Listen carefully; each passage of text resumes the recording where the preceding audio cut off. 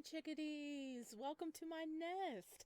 I am Fael Sparrow, the lovely confused bird boy, and my gift to all of you viewers is going to be 7 days of videos. I know. Normally I upload every other day, but as a treat to all you lovely chickadees out there, you're going to get a video every day until Christmas. How's that sound? I hope good, because we're going to jump in with a mix of winter themed games and games we are in the midst of playing long parts of. So I hope you like it. And buckle up, Buttercup. Grab a plushie, snuggle up, grab a cup of tea, and let's dive in. Okay, today's game is Sacrarium Gelus. Now, this is by the same person who made Sacrarium Pario, which we played the demo for, and it's still in production. They actually posted a update not too long ago that they're still working on it. So, yay! I'm looking forward to playing more of that. But they dropped this game for last year's Winter Jam Fest. And it has been on my playlist, and it is finally time, a year later, to play it, and I am very excited. I hope you guys are too. There are multiple endings, so this might be a multiple part playthrough. So, without further ado, we're gonna jump on in and check it out. Okay. What is your first name? Oh! They're gonna do the same thing they did in the, Pario game.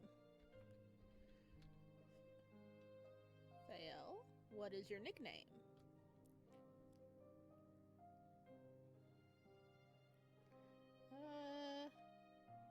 Nickname, Burb? Oh, it's gonna be... Oh, so we don't have to do last name? Do we have to do... Oh, we don't have to do last name! Okay, wait, I'm gonna do this again. Main menu. Okay, start. Okay, so we don't have to do last name, so I'm just gonna say... Sparrow. What is your nickname? Oh god, I'm tempted to write down Thirsty Burb. Okay, I'm just gonna write that down, Burb. The pronouns are he, him. Oh look, it's a little feather as a marker. That's so cute. Oh, before we get started, that reminds me, I need to read off the content warnings. Okay, the content warnings for this game is religious fanaticism, sickness, mentions of MC being stalked, not depicted in game, mild intermediate bodily injury, mentioned, not shown visibly, body horror, chronic pain, brief mentions of suicide, discussions of death, discussions of the existential dread of immortality, possible MC death, possible depictions of severe and irrational paranoia in MC. Alright, if any of that bothers you, my chickadees, please click away. I want all my babies to be safe. And we're gonna continue. All humans must die. I just never thought my own village would kill me. Well, this ain't good. We starting off dark, man. Oh, they don't look happy. The blunt end of a spear stabbed into my upper shoulder. My balance faltered under the weight of my growing fever, and I fell to my knees with a harsh thud. The snow and ice seeped through my outer layers. The bitter chill of winter bit at me, but it paled in comparison to my fever. The unexpected fall sent a bolt of pain through the source of all my woes. The incomplete circle felt like a brand under my skin. The bruised veins spreading from it ached with each beat of my frantic heart. The mark burned runes into my skin from the inside. These marks would spread across my body as a painful countdown of my condition. Oh no. It was a curse mark, a sign of evil influence or divine retribution on the host's body. Most brought it upon themselves by dealing with demons. Others were merely unlucky recipients of cursed items or the wrath of a ghost. Some received them as punishment from the gods. I knew I hadn't angered the gods or spoken with the devils. That wasn't in my nature, and I thought the others would agree with that. The grim faces that stared back at me proved just how wrong the idea was. The people who had stood beside for my entire life looked upon me with pity and fear. Not fear for me, fear for them. I was no longer the friendly village baker. I wasn't their lifelong neighbor, friend, or family. I was a threat. The black vein spreading from the mark indicated it was a cursed plague mark. When the central mark was complete, a disease that no natural medicine could cure would spread from me like wildfire. Only holy power could rescue the patient. Only holy power could protect others from the disease. Frostine had no such holy power. Our only priest was a man abandoned by the divine. The fact had been proven by his inability to construct even simple blessings for newborns. Then why does he still have the job? Kick that man out. In the past, he was a war hero who used his divine authority to strike down the foes of the Empire. That past guaranteed him protection from the crown. Which mean we had to accept him when he decided to move in. Oh. Because he's like, hey, I want to be a priest. And the crown's like, yeah, be a priest. So we can't do nothing about it. Okay, that sucks.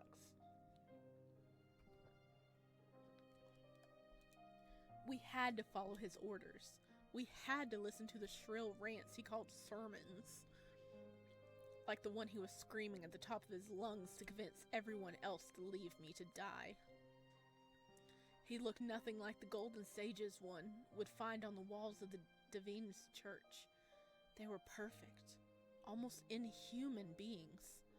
His robes fit incorrectly on his tiny frame. His lack of hair made it difficult for his tall hat to find purchase. His hands flailed about under two long sleeves, and his bloodshot eyes were wide and manic. Priest O'Clurden. Look how he okay, I don't know if I can do an old man voice. Look how he grovels on the ground to gain your sympathy. He practically spat at me.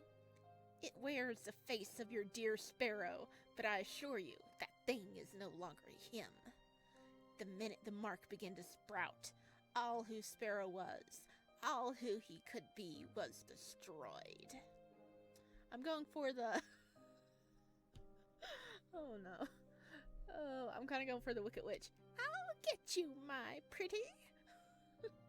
Okay, I should do that. It has seized his mind and body alike. Okay, I can't do this. That's madness. I winced. My cough-worn throat made it impossible for me to match his volume. Luckily for me, there was one person who could overpower him. Edith. Come on, Edith. Just admit that you're an abandoned hack who can't do his job. Edith's powerful voice pierced through his monologue. In all of her knit layers, she looked like an old, puffed-up cat while she waved her cane in the air. Burp! Oh. You know, I should have chosen a serious nickname. Okay, it's gonna be that kind of playthrough. Burp has been one of us since he was a baby. He is part of this community. She glared at the older folk of the crowd. None of them could meet her gaze. A few even shuffled their feet like naughty children. We promised his parents that we would look after him. But what are you doing? Listening to the opinion of the village idiot. Despite the gravity of the situation, I felt my lip quirk up at that. I mean, she ain't wrong. Priest O'Clurden gasped at her audacity. He was usually a light shade of pink from exertion, but that pink darkened into an enraged red. Many of the villagers took a step back to avoid his oncoming wrath. Edith, on the other hand, kept trying to move forward. Her grandson's stubborn grip on her prevented her from reaching me. If she were just 10 or 20 years younger, she'd be by my side. Oh, there she is. Like the... like the words of a... Okay, I can't do a voice for you. Like the words of a gambling whore meant anything under the eyes of God. People balked at that. Yes, Edith has spent her youth working in a whorehouse to the south, but she practically raised most of this village. A few people even looked angry about it. Yeah, I mean, yeah, they should be angry at them going after Edith, because apparently, you know, she's important to the town. Oh, look, that is her little grandson trying to hold her back. That is a lot of snow. Okay. Not much they could do with the hunters aiming bows at them. Even half-hearted glares were met with silent warning looks from the hunters. Oh, the hunters are paid off, aren't they? They didn't want to have to kill anyone, but if O'Clurden ordered it, it would be done. O'Clurden didn't need divine authority when he had the backing of the crown. No one would risk bringing the Emperor's wrath down upon Frostine. Like you know anything, outsider. Don't take it out on him that you don't have the ear of the gods anymore. I am not abandoned by the gods. If you weren't, you'd be able to handle this. Silence! His bellowing was even more pathetic than usual. He even stamped his foot like a child. Boy, take your grandmother and lock her in your home. There will be an exorcism tonight after we burn the demon's belongings. Oh, come on. Gasp shocks echoed through the village. Some people shared looks of disbelief. For a moment, I wondered if someone would intervene. Exorcisms were hard on young people. For the elderly, like Edith, they could very well be fatal. Wait a minute. He wants to do an exorcism on Edith? Dude! So he pretty much is gonna kill her. At once! Hunters, if he does not listen, strike them both down. If anyone has a problem with that, they can get an arrow as well. The hunters almost looked sick for a moment. They hid their disgust quickly and focused on the task at hand. Oh, the hunters had a moment. A moment there where they're like, we don't wanna, but then they're like, ah, well, we're being told to. Come on. Stop. Don't. I tried to argue. This time I managed enough volume to catch some attention. One of the hunters stabbed the blunt end of her spear into my side to silence me. She gave me a desperate look to be quiet. Don't you dare, boy. If I'm to die today, I will die with honor. No, damn you. Edith's grandson dragged her away with the help of a hunter. She argued with each step, but was too old to fight back. Dude, that's just wrong. She was the 9th exorcism O'Clair had ordered. Why are you going to exorcise her? She hasn't done anything. She's just standing up for us. She's not acting possessed or nothing. That's not exorcism. That's execution. 8 other villagers, my only allies it seemed, has also been detained while arguing with him. Oh my god, so all of his friends and people that care about him have all been like, oh, you're standing up to me, and they're gonna kill him. That's a load of bull. Edith had just been one of the last to hear about this. I imagined her family tried their best to keep her from learning all about it at all, for obvious reasons. My last defender was dragged away. Without Edith, I had no one who would or could speak up for me. It is good that we caught this monster early. Look how many minds it has polluted with its filth. It preys upon your notions of family and brotherhood, my dear faithful flock. Do not fall for it. It will use your sensitive hearts to spread its plague across the world. In the name of it's in its nature to spread and destroy everything. The priest sneered down at me. The glint of gleeful victory in his eye made me shudder. But now, it will die alone in the snow, away from healthy bodies it could taint. Once Heimos' wrath passes, we will send word to the marvelous Duke of Karkut. As though the living god could hear his name, the snow began to fall even faster. Dude, I think it is falling faster. Heimos would not descend his mountain and save me, though. He was a prisoner of the true gods on Mount Gelus. Certainly no savor of an Andaltian peasant. A team of golden sages will ensure that the world is saved by purifying the corpse. For now, all we must do is not harbor its disgusting husk in our midst. I looked ahead and up at Mount Gelus, the domain and prison of Heimos. It was a stark white mountain, lined with bare pine trees. A ring of black clouds rested near its peak like a crown, and they surged with unnatural bright blue light. In a day or two, that ring would fall down the mountains as blizzards that would touch all the Andal Duchy for about 2 weeks. It would freeze every last road, city, and town. No business would come and go. No one would dare leave the arcane signals that protected their home. Anything caught outside the arcane protection would be lost under dozens of feet of snow. It was the perfect time to bury a plague-ridden body. No one would find me for months. Oh God. So being kicked out of the city and, the little protection dome they have, you'll easily get covered in like 12 feet of snow. Holy crap. Please, everyone. I know I looked pathetic, unable to stand on my own in the snow. I hoped it might spark sympathy in someone. Anyone. All the faces looking back at me were set with a sad determination. A few people flinched when I was struck again, but no one called out my defense. A plague would devastate Frostine. It could kill the nearby villages, too. It was pure logic. The one must be sacrificed for the many. The harsh region of Andal did not allow for bleeding hearts. Any that existed would freeze over eventually due to necessity. As I looked at the people who I called my family, I felt, oh no. Angry, sad, forgiving. I'm angry at the priest, the so-called priest.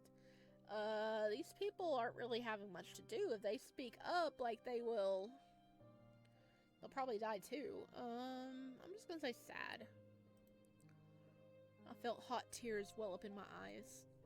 My shaky hands attempted to brush them away, but trails of hot water cut through the frost on my cheeks. No one could look at me. Even the hunters pointedly looked around me rather than at me, tracking me with their peripheral vision. The small, broken sob I couldn't contain made them all flinch. Their determination wavered just a little, but not enough. Priest O'Clurden merely scoffed. Look at it now, mewling like a babe to play on your weak hearts. Heed it not. He scowled at their refusal to look up. Raise your heads. You're not killing anyone.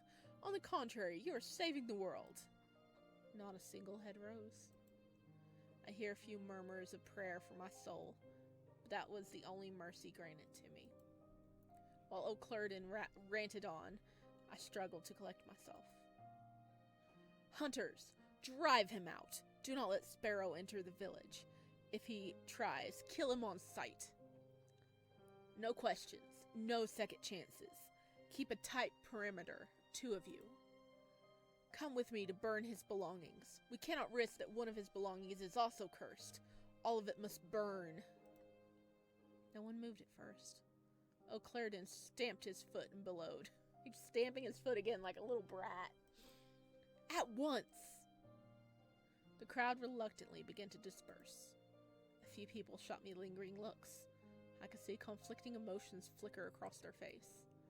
In the end, no one dared to step towards me. Within a few heartbeats, only 2 hunters remained to escort me past the arcane barrier for the village. It took all my strength to haul myself out of the snow. It took all my focus not to immediately fall back down again. My stiff hands awkwardly shook the snow from my coat and pants. I was still freezing cold, but it did feel better. The hunters watched each motion carefully. They seemed particularly tense when my hands dropped near my pockets. They calmed once they realized I was just trying to keep my hands warm. They gave me a few seconds to get my balance. Then they gestured for me to move forward with sad, tired eyes. The walk was silent beyond our footsteps. I didn't even try to beg. They wouldn't do anything that would get them in trouble. At the edge of the barrier, they stopped. I continued on, leaving the protection of the only home I ever known. Looks like I'm joining my parents sooner than they would have liked. Once I'd reached the edge of Anta Forest, I paused to think about my options. Had gone to visit Old Man Miller early in the morning, expecting to be sent home with some medicine like usual. I didn't leave home ready for a long journey. No food, no water, no spare clothes, nothing. I had nothing to survive a journey through the region, let alone through Heimos' wrath. Not that there was much of a journey to make. The nearest village was Riverfallow. Riverfallow was just as tiny as Froston, but it did have a functional priestess. It also had family there. I also had family there. Blood family. They might be willing to help me. The problem was time. By arcane caravan, it would take half a day to round the jagged tip of Mount Gelus that separated Frostine and Riverfallow. By healthy foot, it was a 3-day journey. In my condition, I doubted I could even make it partway through the journey before I collapsed. The long path was certainly death, but there was a shortcut. If one cut through the domain of Mount Gelus, they would find a walking path once made by the Mordwall barbarians to avoid the long trek around the mountains. It had once been the busiest road in the region. Now that Mount Gelus was turned into a prison for an immortal being not fond of humans, I saw very little traffic. Deep within the new prison would be an abandoned temple to one of the gods. The living gods usually lived in these temples. Apparently, they called these temples Sacrariums among themselves. At least, that was how they called their homes in the Fables of Gold. The Sacrarium was the seat of their power, but not the limit. Heimos, supposedly, controlled every inch of the mountain from the highest tip to a mile around the bottom. His far reach made every inch of Mount Gelus dangerous. To outsiders, he was just a living god of medicine.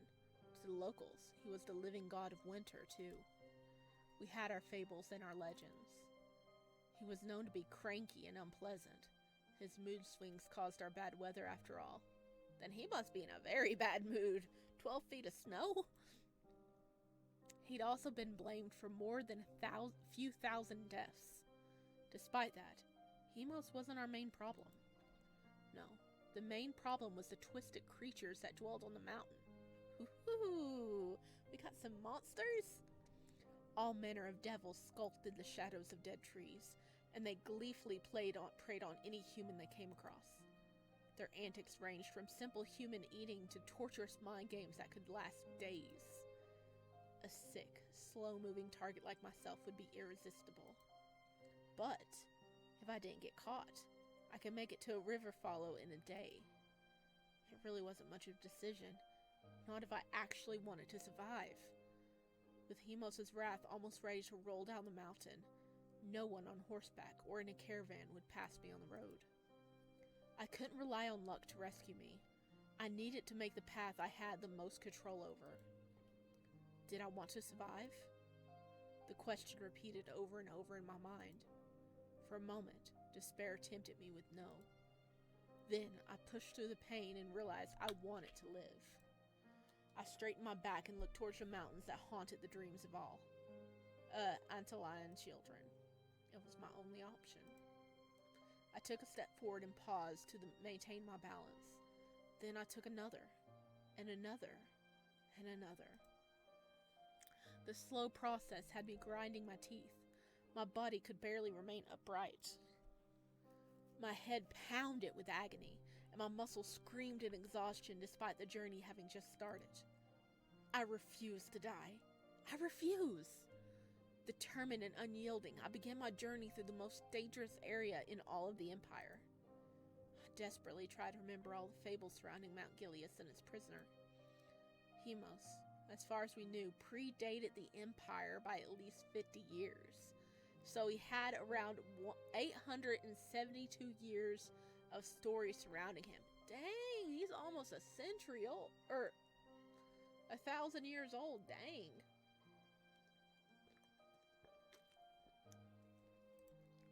Can you imagine being trapped that long? The Mortal Man. He was a mortal before this? Oh man, he really pissed him off, didn't he?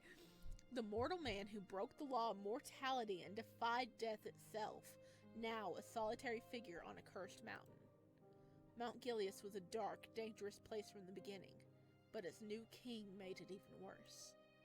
Harsh blizzard occurred every winter. Even in the spring, the temperature barely rose. His characterization varied depending on the speaker.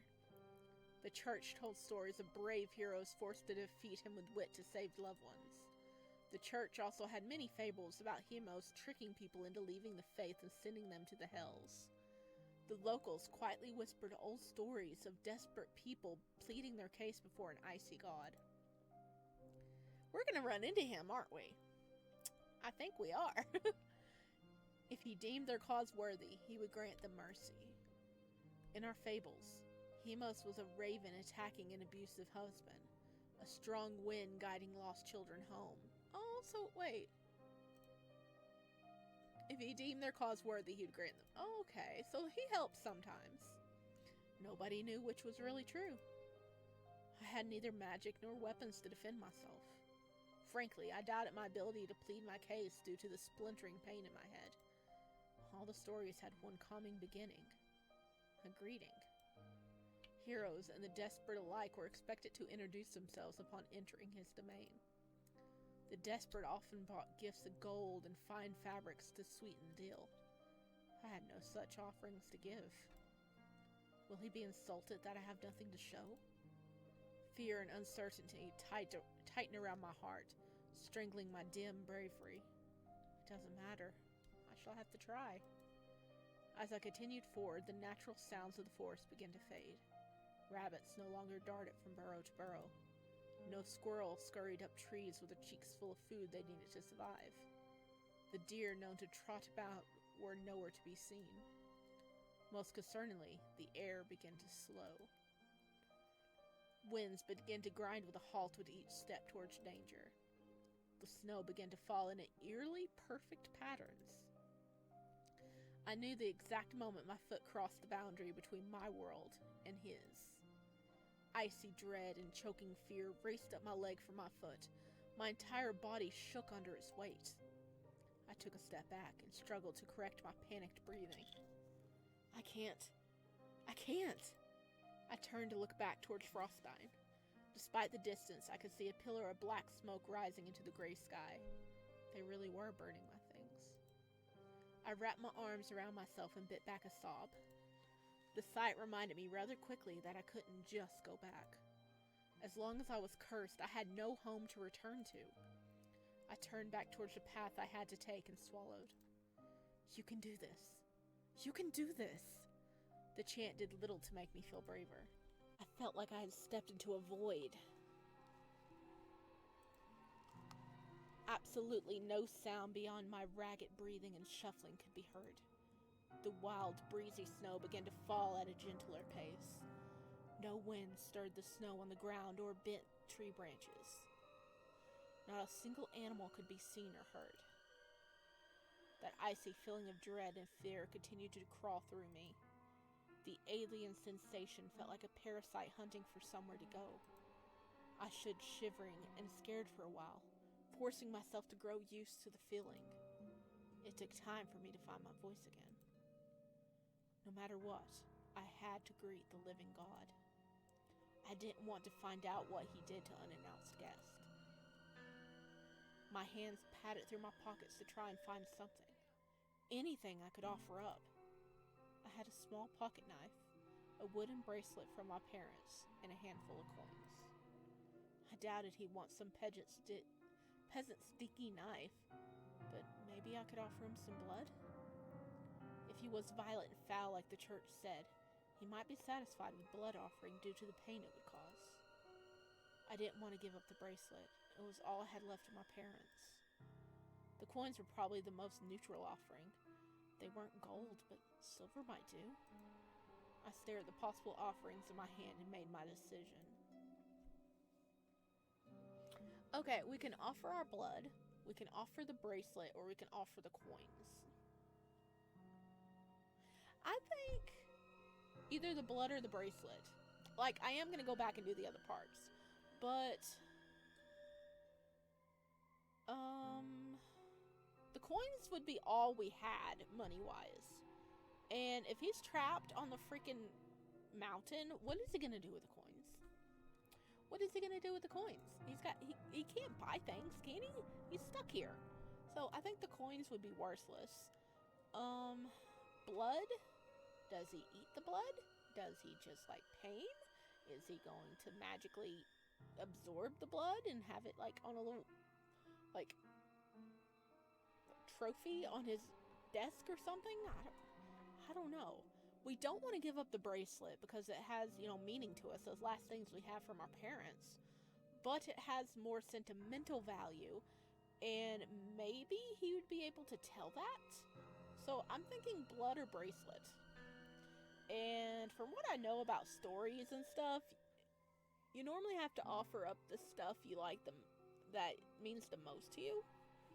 So I think we should try offering the bracelet. I know it's the last thing we have from like our parents, but I think that might be the wise choice. I could be wrong. I'm probably wrong, but we're gonna try that. Heimos might take an offense to the blood, seeing it as a challenge. Oh, I didn't think about that. The coins might insult him by not being gold. The most I had to offer was the sentimentality attached to the bracelet. Reluctantly, I knelt down and gently placed the wooden beads into the snow. I couldn't bring myself to stand up and away from the bracelet yet. Thus I bowed my head and spoke aloud while on my knees. Heimos. My shoulders tightened at the sudden weight of unseen eyes slamming into them. Even though I sat alone in the snow, another being was with me in some capacity. I felt that presence move around me, observing me. I am but a sickly traveler, seeking to use the moored pass. I promise not to cause you trouble for you, and I apologize that this is all I have to offer. I gestured to the beaded bracelet. It is the last memory of my parents I have. Not having the beads resting against my heart made my chest feel empty. I offer it to you and beg you, please, let me pass. The presence tightened around my frame. I watched as small roots rose from the snow, exploring the bracelet. A breath I didn't know I was holding fell out of me when the roots wrapped around it and pulled it down. The sound of beating wings shattered the silence of the area. Dozens of ravens began to swarm my surroundings. Some white, some black. It was a surprising display of life in this desolate place. They settled only a handful of gray trees that filled the area. No crow touched any of the black trees. This made me realize that these trees did not exist outside of Mount Gelus. The gray ones were comparable to pine trees, but the black ones looked like twisted dead things. I knew some stories spoke of a flock of ravens that dwelled in Mount Gelus, but I'd never seen them before. These ravens watched me with an eerie amount of intelligence.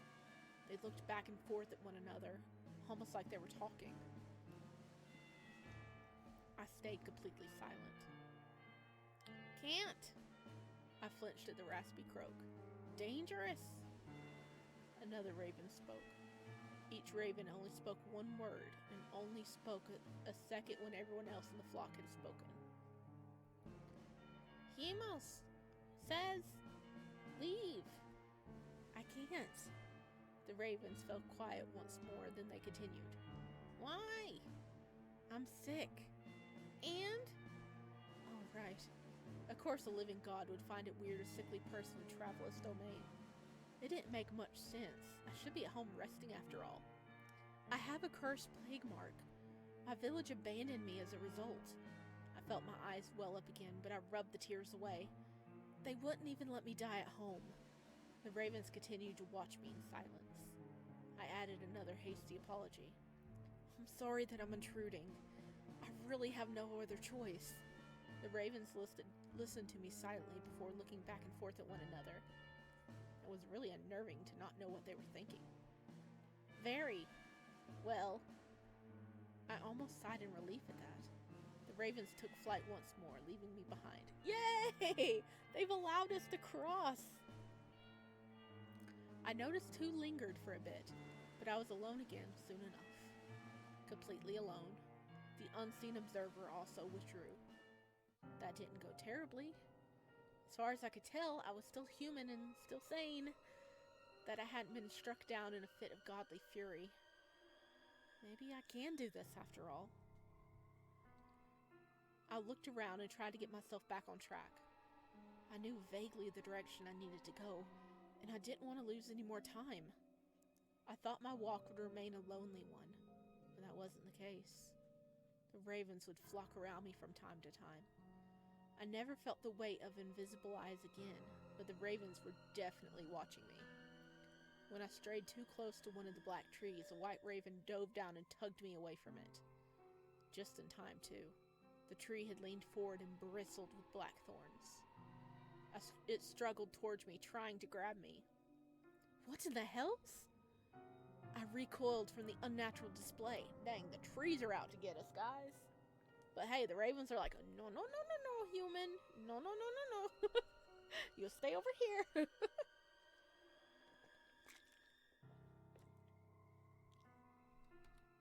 Bad. Tree. Away. The ravens hovered near me, repeating the phrase twice more. Despite my curiosity, I didn't ask for clarification. I doubted they'd be able to explain much. I'll be more careful. They seemed satisfied with that.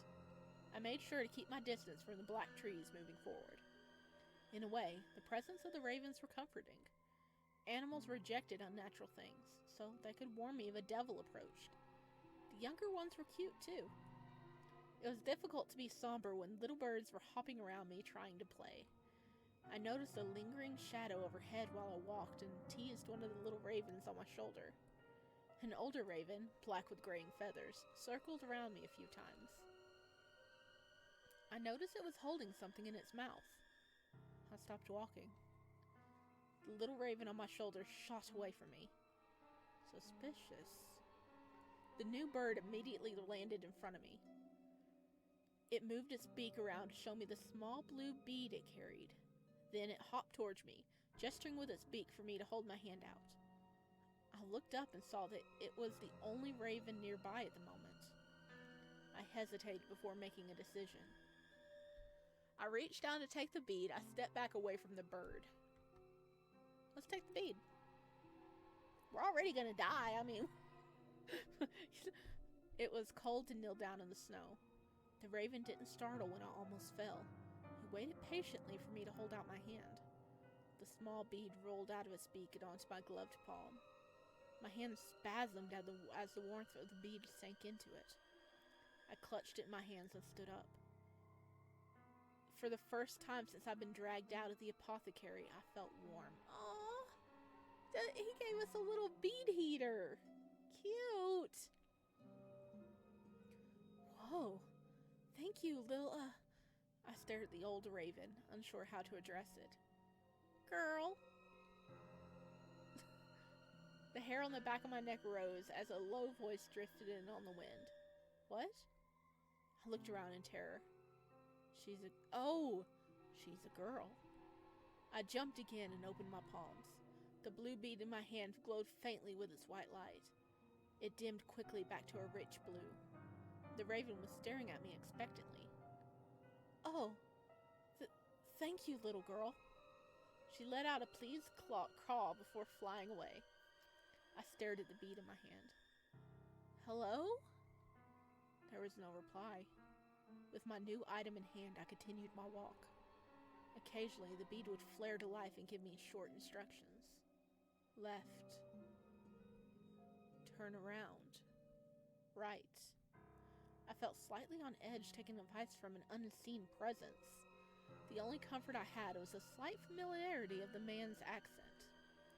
It sounded like mine, but antiquated, like he'd walked out of the past into the present. It's Helos. Helos is giving us directions. He had pity upon us.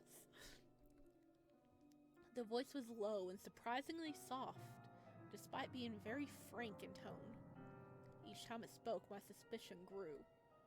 Anytime my course wavered, there was a correction swiftly given to me.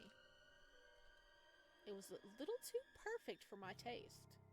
Beyond that, the voice did not speak at all.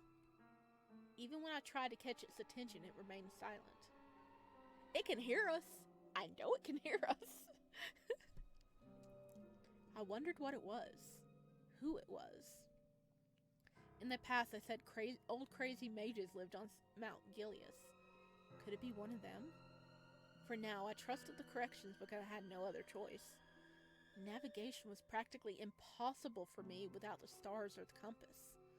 I could only hope I wasn't being tricked. The voice interrupted my thoughts. Hide in the nearest gray tree. Gray tree? I blinked and looked around. One of the gray trees were slowly opening up, revealing a small pocket of darkness. I stared at it skeptically. The black trees were obviously evil. I hadn't seen the gray ones move yet. The way it opened looked very similar to a mouth. Hurry. This felt too much like a trap. I hesitated. Hello? The gentle, shaky voice of a young woman echoed on the breeze. Is someone there? Can you help me? Another person. I was dumbfounded. Another person? Here? It's the demon. It's the demon. Do not respond. Get in the tree. I looked down at the bead skeptically again. No ravens were in sight. The ravens that gave this to me could have been a devil in disguise. No devil could pretend to be a human, though. The divine law of the natural prevented that. Please, I need help. That new voice sounded closer now. Listen to me. The male voice actually showed sign of frustration now. I weighed my options before making a decision.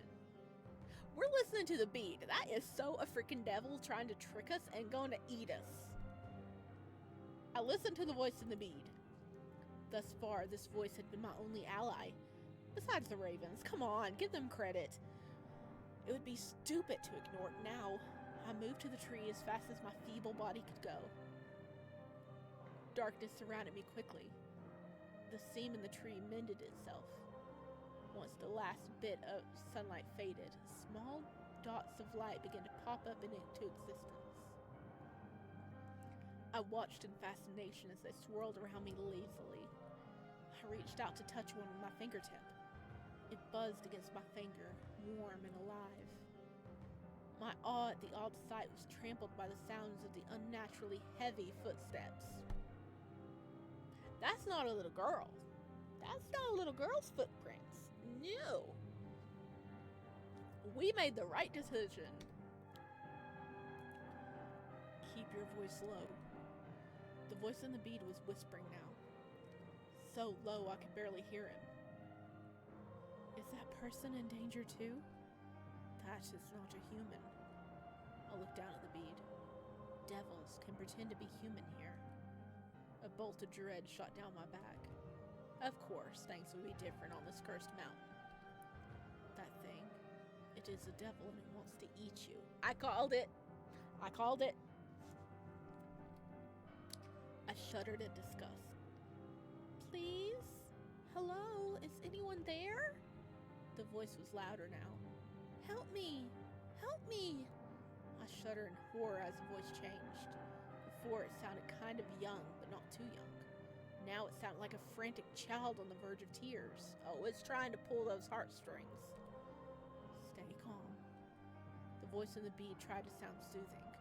I imagine he didn't want me to freak out and draw attention to this tree. You won't get hurt.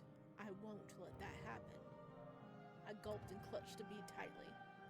The voice continued to persist around the tree. It circled around many times. I flinched when something slammed into the tree. Help me! Help me! Please help me! I'm so hungry! I need help! Don't leave me! Something slammed into another tree nearby. How vexing. The voice growled. The lights of the tree slowly began to gather together into the form of a person. Its intense gaze rendering me speechless. The figure of light looked me up and down. Your condition is deteriorating too fast. You won't make it to Mort Pass. It was a matter of fact.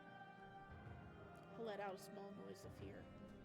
Phantom fingers pressed against my lips. Shh. I will take care of you. I looked up at the face above me in surprise. You are my guest. It is required of me to do so. You are sick. It is my duty to tend to the sick. The figure pulled its hand away from my face. I can understand if you're skeptical of me, but I am being honest. When the tree releases you, follow the ravens. Hopefully their cooperation with me will help you feel less anxious. It would. Devils could not make copies of themselves. Devils would not work together. Thus, a flock of ravens would be a good indicator that the voice isn't a devil, beyond the fact it just saved my life. Do you understand? The figure looked down at me, waiting for my answer. I nodded my head. The pieces had finally clicked together. A male voice that lived on this mountain. A voice that had a duty to the sick and responsibility to his guest. This was Heimos himself. I felt slightly daft for not realizing it sooner. Good. Hold on a bit longer. The figure fell apart into tiny balls of light once more. The presence left, and I was alone again. The devil hunting me took a small eternity to finally drift away. Once a good 20 minutes passed with no sounds of his voice, the tree opened up once more. Dang, this is cool. This is really cool. I love this fantasy stuff. This is amazing.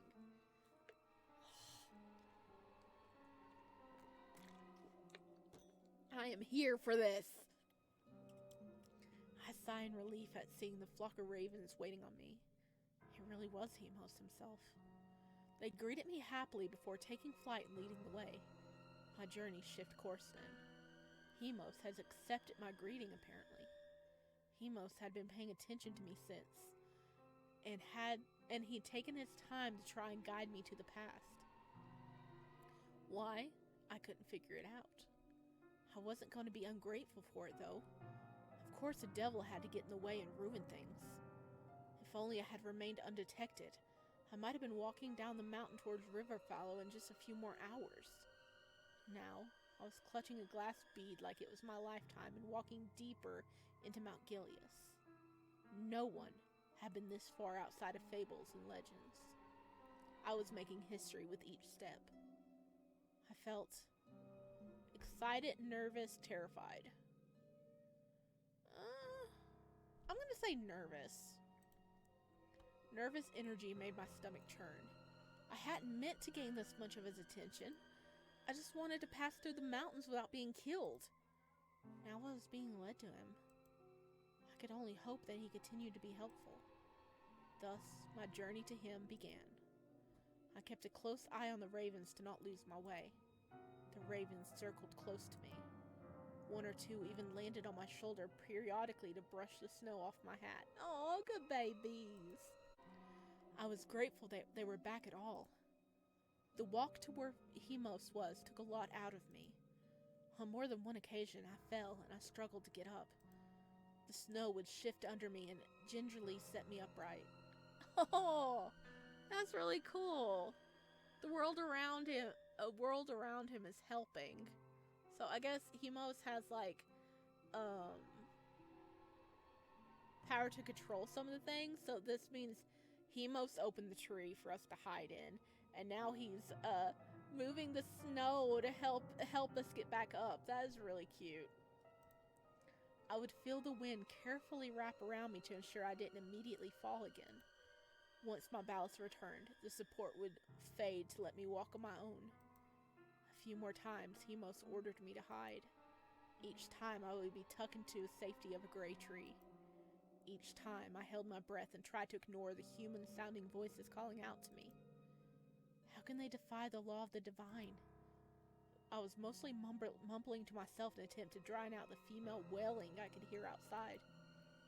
Do you really want to know? Heimos' voice sounded calm and collected. It made me jump a little bit. He's like, do you really want to know? A lot of times people say that whenever they're like, are you sure? So maybe it's something we don't want to know? Oh. Theory time. Put on your theory shirt. What if these demons were actually humans that got lost and they turned into demons? I mean, it makes sense. I'm just gonna write yes, I do. I'm a curious burb. I do. Mount Gelus is the doorway to the hells. Okay, I was wrong. they have a easy access, don't they? Devils pour out into it when they can. This area is not ruled by divine law, but once they cross the barrier into the world outside, divine law returns. Heimos let out a pleased noise when I finished his thought. Gods, no wonder the stories talk of shape changers on this mountain. The bead went quiet once more. Once the waiting devil had passed, I was released to continue my walk. My journey took a long time. It's dark now. Oh, are these like little lights? As night fell across Mount Gelus, the temperature plummeted. My legs grew too stiff to move, and I ended up stuck in place. No matter how warm the bead made me feel, it couldn't melt the frost beginning to grow on my clothes. Exhaustion, dehydration, and hunger also made me feel weaker. I can't move any farther. I felt bad to admit out loud, but it was the truth.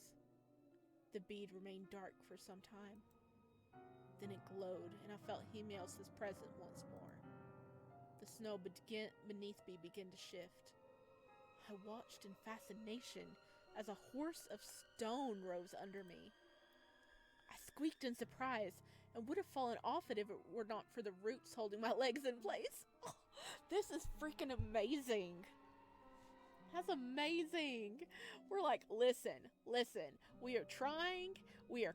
Your little bead isn't melting all the like ice off our clothes, so we literally can't move anymore. We are tired. And he's just like, hold on. Hold my tea. I got this. Made a freaking horse out of stone right under us, and even the roots are like holding us in place so we don't fall off. This is amazing. I love this visualization. Oh my gosh. The earth elemental let out a grinding noise that mimicked the neigh of a horse. Easy, please. I tightened my legs around the horse's side instinctively. Even with the vines there, I did not want to risk falling off. Once I was situated, it began to trot casually through the snow. With a small pop and a surge of energy, flames began to pop into existence around me. They hovered nearby, slowly warming me up. I let out a sigh of relief. The stone horse moved much faster than I had. Being an entity of pure elemental power, it didn't need to rest either. It was slightly comical how much ground the beast could cover compared to my awkward shuffling. I wonder why Heimos didn't just start with this. Well, maybe because it takes a lot of energy or something to do, I'm guessing. At least I didn't have to navigate in the dark. No, we just sit there now. I had no lantern, no torch. Stumbling around out here would probably send me face headfirst into one of the black trees. The terrain grew harsher and harsher the further up the mountain we journeyed. I could feel my body angling awkwardly with the shift. I doubted I'd be able to make this climb on my own. I patted the horse's neck in thanks. After a ride long enough to make my legs ache, the ground began to flatten a gentle incline. The mouth of a cave rested on the mountainside. Soft runes glowed faintly with power, and despite the constant snow, the stone floors within were exposed. The horse beneath me began to crumble. Gently, I was slid off its back and onto my feet once more. I could hear the sounds of the ravens nearby. One landed on my shoulder. Awkwardly, I shifted in the darkness. I wondered if I should call out to him. Moment. I looked at the raven in confusion. That made no sense. None of the other ravens added to it, meaning I wasn't sure what to do. He probably means one moment. In the end, I only had two options. Called out to him, wait for Heimos. We should just wait, because it says moment, so it means wait, probably. It seemed too rude to demand his immediate attention. A living god probably had other things to do besides babysitting some random human. I mean, he's been babysitting you for a while, it seems. I tucked my arms under my armpits and waited. Soon, small bits of light began to light up in the dark. I heard the sound of bare feet walking on stone. Finally, a pale foot appeared in the moonlight. Ho ho! He is pretty! Look at him! Hello! Beautiful silver-white curls poured over thin shoulders. Bits of ice froze some on the end, and the glint of golden beads poked out here and there.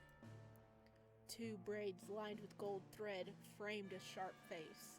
A crown of ice only made him seem even taller. It's ice? Oh, look, his ears are looks a little pointed. He's pretty. I like him. Unnaturally blue eyes stared at me unblinking. His white lashes were covered in frost, and parts of his skin were blue with cold. He didn't seem bothered by it in the slightest. Light violet lips pulled into a thin line while he examined me. He had to slouch slightly to avoid hitting his head on the roof of the cave. The people of Immortal were said to be the descendants of giants, and seeing how he towered above me, I thought it to be true. Oh, he tall. He tall, boy. As he observed me, he untucked his hands from his sleeve. One was normal, a bit covered in frost and tinted light blue. He chewed his nails. It was a very human quirk. The other hand didn't even look human. It appeared to be made out of ice and warped black branches. It was still hand-shaped, but his fingers ended in sharp claws. The inhuman hand was quickly tucked out of sight behind him. Oh. He's self-conscious about it. He doesn't want to scare us. Oh, look at his blue fingers. Oh, he is adorable. Thank you for helping us. I get why it's a little blue bead now. Thank you for your patience. Heimos gave me a slight bow. Something had come up that required immediate total attention. It's okay. It happens. Still, I apologize. It is a rude thing to do to a guest. Heimos straightened and looked at me up and down. Come inside. You're very weak. Yes, we are. Heimos gestured for me to join him. Nervously, I shuffled towards him. Heimos furrowed his brow a bit at this, but he didn't say anything. We entered the dark hallway of the cave. I wonder if we nervously went in because I clicked we were nervous earlier. So if we would have clicked excited, would we just bounced past him in the cave? Like, do, don't mind if I do. Oh gosh. Heimos kept pace with me despite his long legs. His human hand hovered awkwardly in the air along my upper back. I could tell he planned on grabbing me if I fell. It was comforting to know I wouldn't slam face first into the stone floor. I wondered what kind of place a living god would dwell in. Would it be a vast temple carved from stone? Maybe it would be some mystical gathering of arcane energy. It might very well be a frozen-over wasteland devoid of human comforts. At the end of the light of the tunnel grew brighter, my questions were answered. Oh, it's cozy! He's got flowers! Oh, he lives in this frozen wasteland, but he has flowers. Oh. The main antechamber we entered was cozy. Simple furniture rested in front of a blazing earth. The room was round, and the walls were obviously carved stone cave walls. A few tapestries hung here and there, and a few documents were also stuck to the wall. Books were scattered around on the floor, too. A mixture of dark hallways and closed doors dotted the walls. To my surprise, it was warm in here. I stared at the surprisingly mundane and human-like abode, expecting something different. A bit. I tried my best not to sound as surprised as I felt. I prefer human comforts like anyone else. Heimos gestured to the cushioned bench. Take off your outer layers and settle there after leaving your clothes near the fire. You're soaked through in some places. Heimos eyed me up and down. Nothing I have will fit you easily, but I can modify something. Of course, nothing would fit me easily. He was a Mortawalo and easily 7 foot tall. He's 7 foot tall? He's a big boy.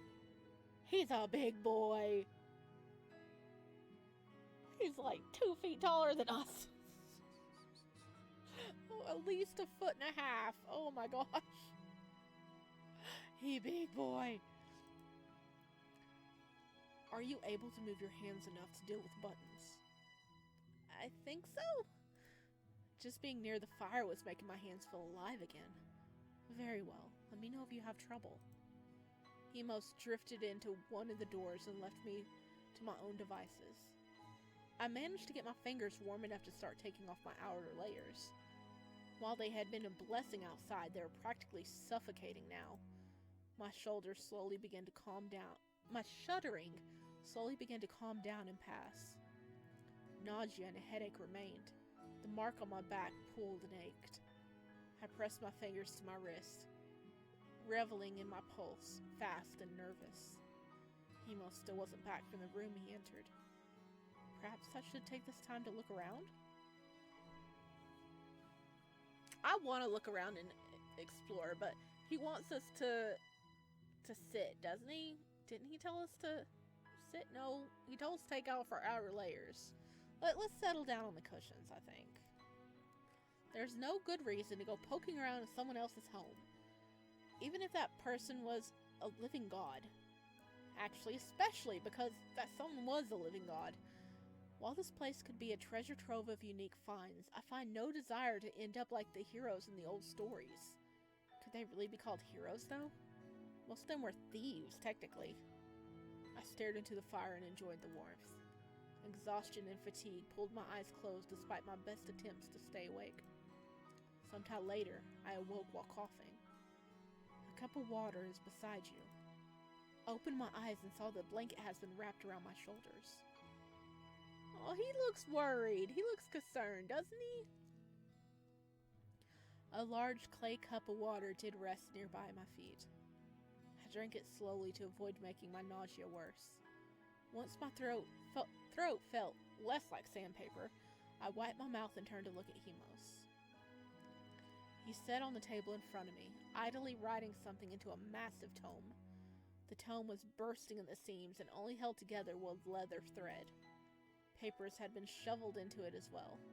The stains and wear on it showed constant use. There's no way I have that many symptoms.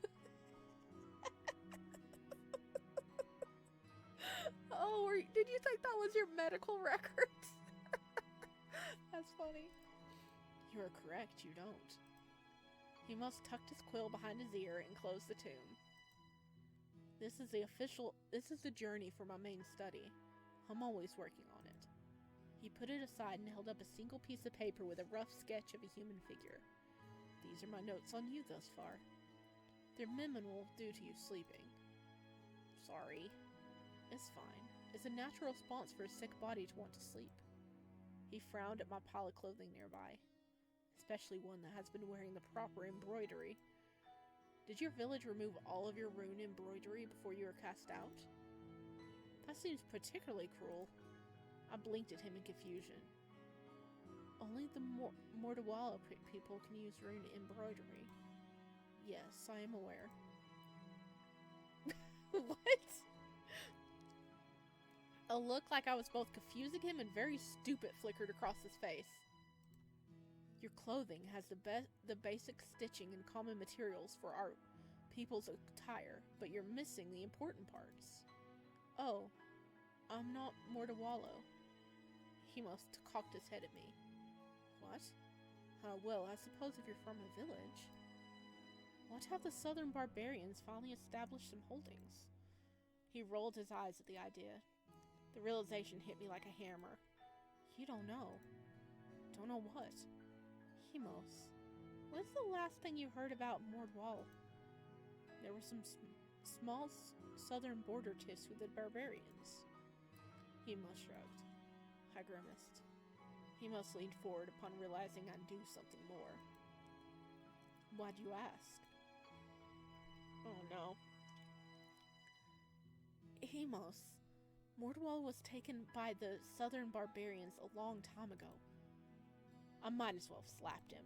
Oh no! That was his people! He recoiled back from me and sat up perfectly straight. What? How? From what I remember, Mordwall refused to surrender after their defeat. So they, I hesitated. Killed themselves. Yes. Southern barbarians are too cruel to be prisoners of. I mean, how did we lose? He sounded so surprised. The first emperor had taken over everywhere else, so his army was pretty big at that part. I see.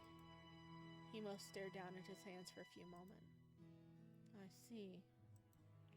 The repetition was sadder this time. His gaze focused on the floor. Oh no. How do you not know your people are gone? I'm sorry you found out about this. Like this. The second one, how do you not know your people are gone? Dude, he's a prisoner of the mountain. He hasn't been able to get off the mountain. And then you said yourself a lot of people don't go this way anymore. So he has been out of touch with actually talking to people for probably centuries. That is rude. We're doing the first one. It was bound to happen eventually. Heimos focused on his eyes on me and gave me a small grateful nod. That revelation aside, he moved on from the pain with a professional attitude. He looked down. Okay, my cat knocked something over there. He looked back down at the paper. The temperature did make your condition worse. I have also taken note on what I could see in your soul. You can look into my soul? Not in the way you think. Human souls are like extra organs to my eyes. I can see the stains, the cuts, the wounds, but nothing metaphysical like damnation or emotions. I see. Really? Well enough, I think? It's an odd concept, I'm fully aware.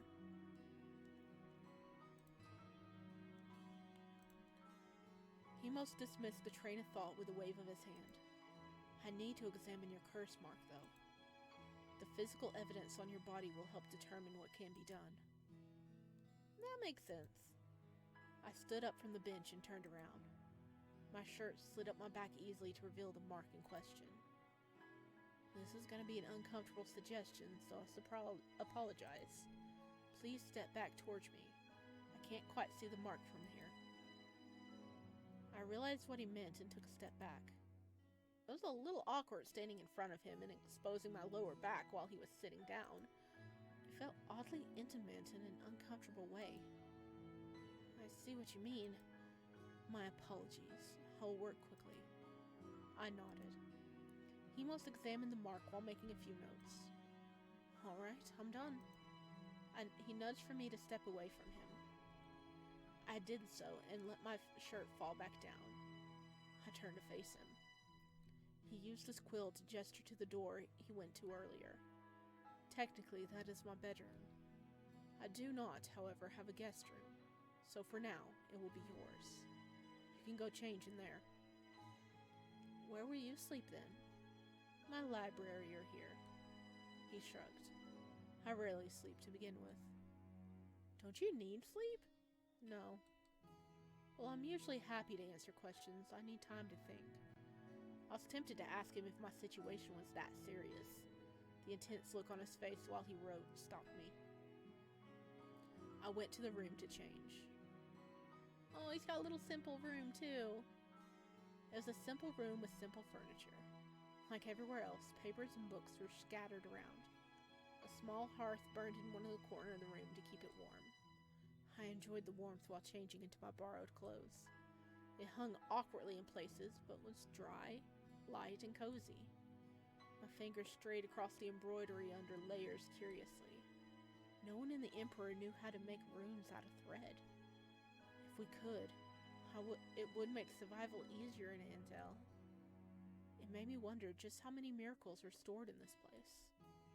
Heimos had hundreds of years to gather powerful items and knowledge. He was practically hoarding it. Some part of me wondered if he had the right to do that. Dude, he is a prisoner on this mountain. He can't exactly go down into the town and be like, yo, I found something that you might like. No, he can't. And not a lot of people come up here either. So, what was the point in gathering all this information for himself? To have something to do with his life? His immortality? He's got to have a hobby. Something to keep him interested in going. You know? It gets boring after a while. It would do so much good in the right hands. I could do so much good if I got my hands on some of it, dude. We ain't stealing. I dismiss the thought. I ruminate on the thought. We're dismissing it. We're not stealing from him. I was making too many assumptions. For one, I didn't know if he never sent out information. Some stories did tell of ravens carrying cures after all. See? See? He's doing what he can. Beyond that, who knew just how dangerous some of his stuff could be? Just because it might do good in some hands doesn't mean everyone would use it for good. Exactly. Exactly. Now we're using our brain. There's not just fluff between these ears. Besides that, I didn't like where the line of thought was going. Trying to steal from Heimos resulted in tragedy every time. I wasn't eager to join the fables as another example of human arrogance. Human? Heimos' voice interrupted my thinking. I had partially closed the door, but he could have easily just opened it. Instead, he waited. I'm decent? Heimos entered then. He looked me up and down. What? It looks good on you. Don't sound too surprised now. I just didn't expect it. Oh, I think he was blushing. He shrugged. Of course I'd look good on me. I'm wearing it. He most surprised me with a chuckle. Hey, whatever keeps your confidence high. Rude. Irrelevant. Your condition. We need to discuss it. I hate to say it, but you are in a bad spot. I knew that already. Take whatever your idea of bad is and worsen it tenfold. Oh no, so we're really bad shape. Can you help us? Please? I frowned and sat down on the edge of the bed. That bad? Yes, that bad. The good news is that it's not divine retribution, so I can help you. I sighed in relief. The bad news is that the window for the easiest solution has passed. Easiest solution? Yes. There was a solution as simple as pulling it out. Why can't you do that now? It will kill you. What can we do then? Could you explain how? How much do you know about how curse marks work? Nothing. I am a blank slate. Not a lot. I admit it with complete honesty. Heimos nodded and continued. We shall use a metaphor then. A curse mark is initially like a bug bite. It sticks, but the venom can be drained from the body. Must be done within a few days. That's the easy solution? Yes. If it is not removed in a few days, the venom burns through the material into the immortal material. Explain that last bit to me, please. It goes from your body to your soul. I thought curse marks started in the soul and then onto the body. That is the incorrect teachings of the barbarian church. It is the reverse. I see. Devils cannot just touch your soul. They would run rampant otherwise. It takes time. That venom needs to burn a wound into your soul to begin affecting it. That puncture wound is the mark that is now complete on your back. I reached a hand back and touched the mark. Indeed, the circle was finished now. I hadn't noticed. Is it raised up so we can actually touch it?